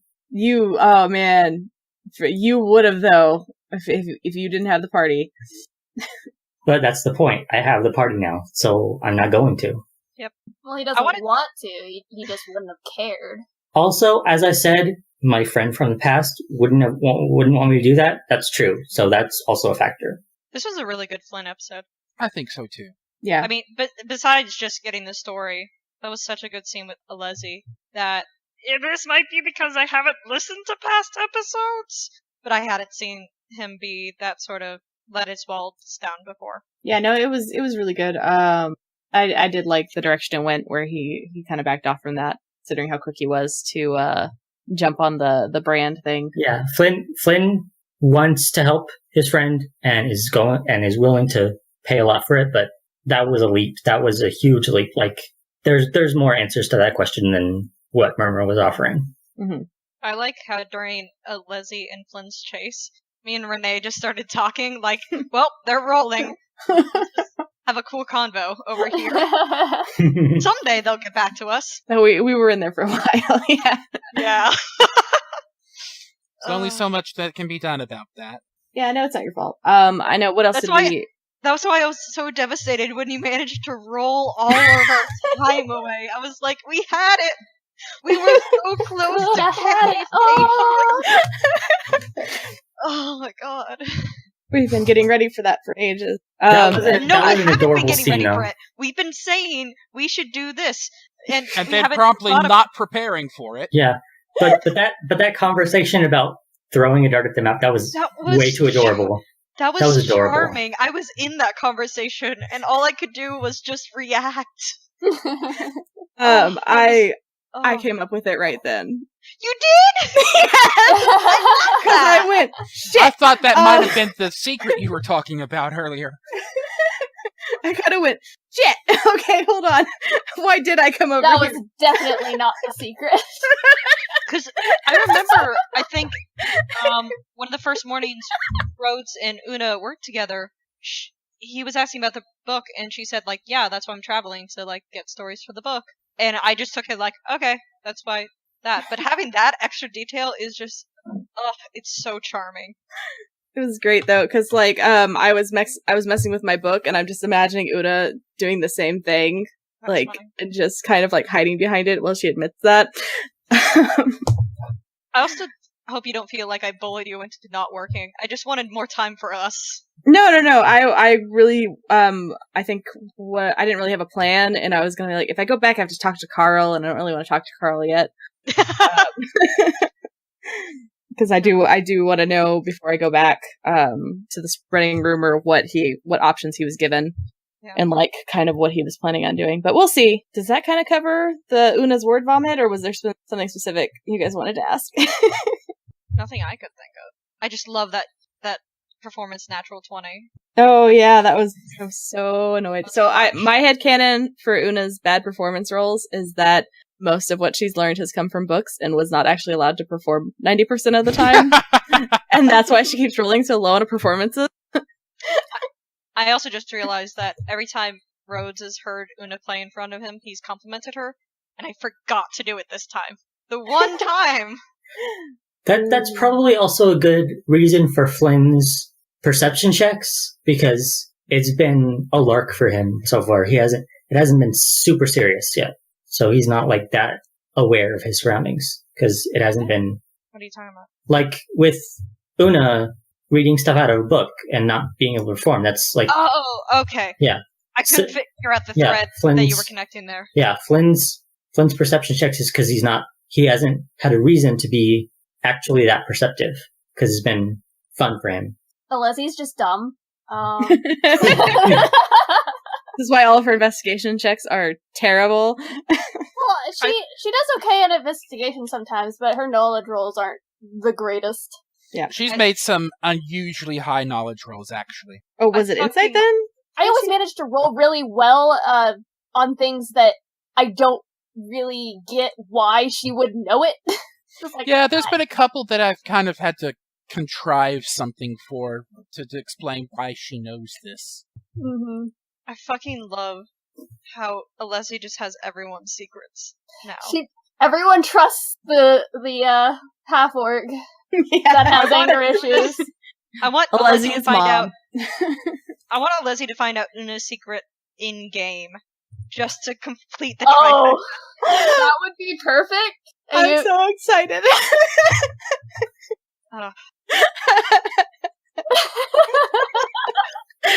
Oh, we didn't talk about this on podcast. So for listeners, KQ and I were at a event recently, so we actually got to see each other in person. And Oona has a particular, it's not really a secret, but something that hasn't come up yet. And I could not tell KQ because she was there in person. It's wonderful. It's so funny. It's a beautiful thing. It's so beautiful. It's incredible. Did we cover everything? I do want to say that while I love that chase scene, I do kind of wish Flynn had been there for Pendleton, because history checks are something Flynn is really good at, and that could have been very interesting if Flynn knew that guy. I physically cannot believe Flynn didn't try to pickpocket the crowd. That's what I was expecting. Every single one of us were waiting for that. I was like, motherfucker, I think it's just Flynn's just been bogged down with drama lately, so he doesn't have that spirit. Which is good, because I was like, no, don't make me see this, please. Don't pickpocket the crowd and make me see it. I can't. I can't do this again. I'm not strong enough. This is so great, though, because this goes back to whenever Flynn was talking to Murdoch, and he actually told Murdoch the exact amount that Tok offered us for the worm, and we're like, why didn't you highball him? Like, we had to OOC it. Like, I can't believe you didn't fucking tell him that it was like 700. It was such a good callback, though, that we were all expecting this one thing, and then you did something completely different. We're like, wait, you're leaving? I do think, not to impose things, but it makes sense for somebody who grew up doing theft and heists as a lark rather than somebody who did it to survive. Mm-hmm. You know, program in the same mentality. That's true. I just, that's how I would imagine it. So, did we have anything else we wanted to talk about before we do our exit row then? Because I want to say we covered most things. I feel good. I think we covered everything. Ooh, are we going to see Pendleton again? Like, no spoilers, but also spoilers? I want to know! I like Pendleton. We don't know him. He just had a wolf and maybe one arm. He sounds like the most magical man I've ever met in my entire life. Oh, hey. Oh, one last thing. I know we're gonna... Oh no, this is just a quick fucking burn. I know we're playing D&D and an audio format and posting it online, but I don't think there's anything nerdier than taking a band's album about Mega Man and putting it in your D&D game. Here's the thing. They are my second favorite Mega Man rock opera group. Holy shit! Second? Wow, I Second. didn't know Yeah. that I'm there gonna would give you be the one of biggest those, let alone fucking two of wedgie. those. I'm gonna give you the swirly of your life, you fucking nerd. I am 6'3" and over 300 pounds. Come at me. Anyway, I'm 5'2". yeah, good luck. But anyway, yes, the Proto Men. Yes, they are. I would say they tell a better story than my favorite, but they also. I really didn't like their second album at all. They went from kind of a distorted metal sound to something like a 80s synth pop, and that's just not my style. But I really like the Megas as well. So, yeah, Docs, how do you like that code word that I gave It's an Alezi? interesting choice. It's an interesting choice. I thought it seemed appropriate at the time. I do too. What? So I think that too. What did it mean? Don't worry about it. Okay. Alezi had an assumption. It's probably spot on. Probably. It means butt. Anyway, I think we're about done, so let's wrap this up.